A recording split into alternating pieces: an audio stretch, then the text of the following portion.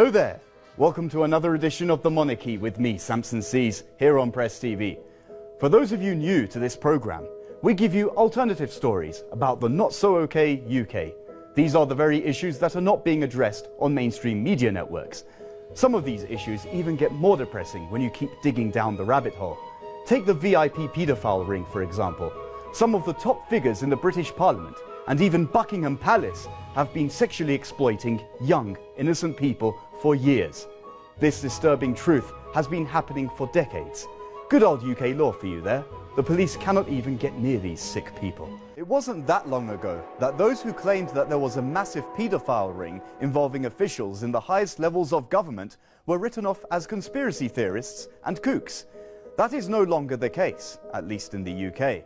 It turns out that this so-called conspiracy theory was true and is finally being officially investigated. A powerful elite of at least 20 prominent establishment figures formed a VIP paedophile ring that abused children for decades. Senior politicians, military figures, and even people linked to the royal family are among the alleged abusers. Peter McKelvey, the former child protection officer who first raised the alarm about high-profile individuals engaged in child sex abuse, said that their campaign of abuse may have been going on for as long as 65 years, but there has always been the block and the cover-up and the collusion to prevent an investigation. Over the years we've received many allegations of abuse at the highest levels of government. Past Prime Ministers, past senior members of the British Cabinet have been mentioned as abusing children.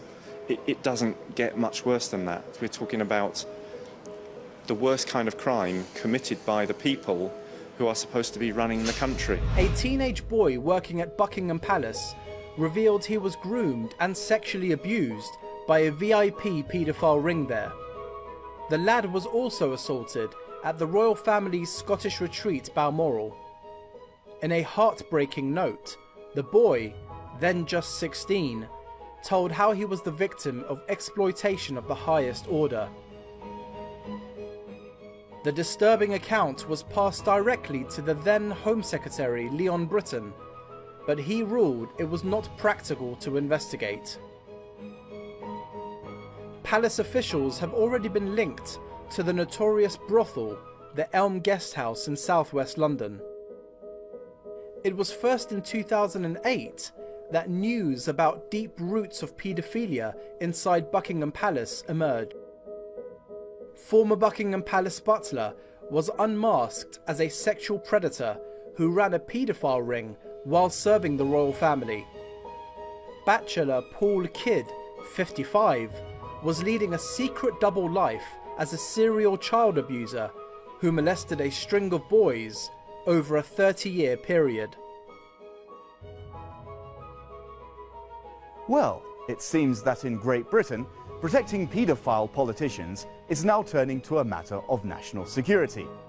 Those with the sickest minds and who wish to act upon their destructive fantasies understand that they can most easily get away with their deeds if they are protected by an aura of power and ostensible respectability.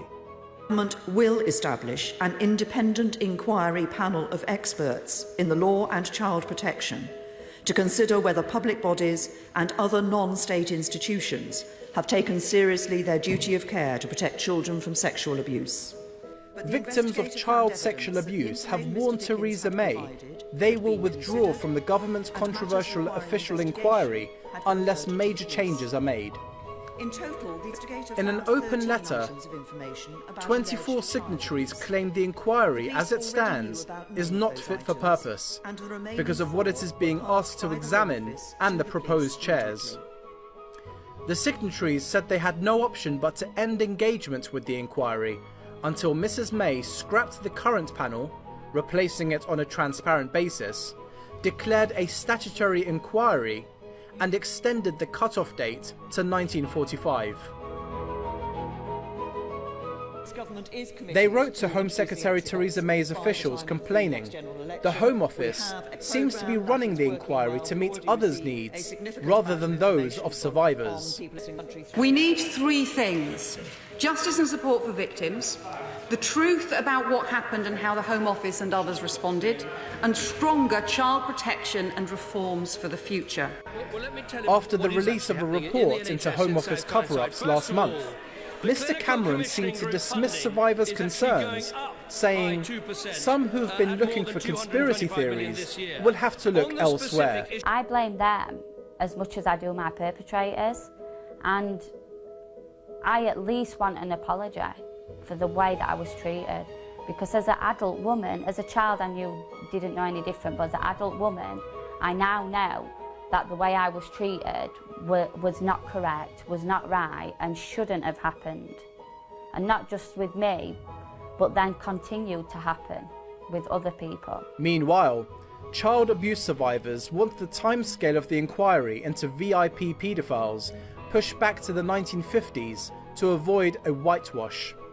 Groups representing the abused also want a dedicated police unit to examine evidence uncovered during the probe to ensure no powerful culprits escape justice. However, victims' calls fell on deaf ears, and May snubbed sex abuse victims for trip to Brussels. She skipped the emotional meeting where victims were demanding that the troubled historical abuse inquiry starts as soon as possible. She had already warned that allegations of child sex abuse by a Westminster paedophile ring represent only the tip of the iceberg. Just a reminder, the royal family is granted absolute protection from public scrutiny in a controversial legal reform designed to draw a veil of secrecy over the affairs of the Queen, Prince Charles and Prince William. With the elite paedophile ring now being exposed in the UK, all roads are leading to the British royal family. Some claim this law was passed to keep this connection hidden, but as we now know, Prince Charles's favourite was Jimmy Savile, who is the biggest paedophile and necrophiliac in modern British history.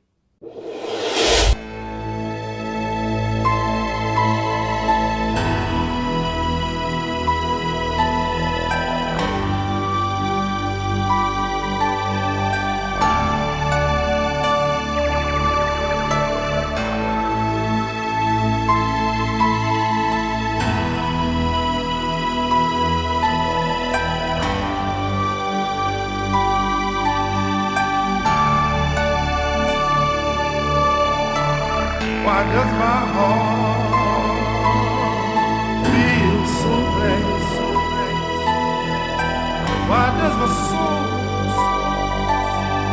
feel so bad?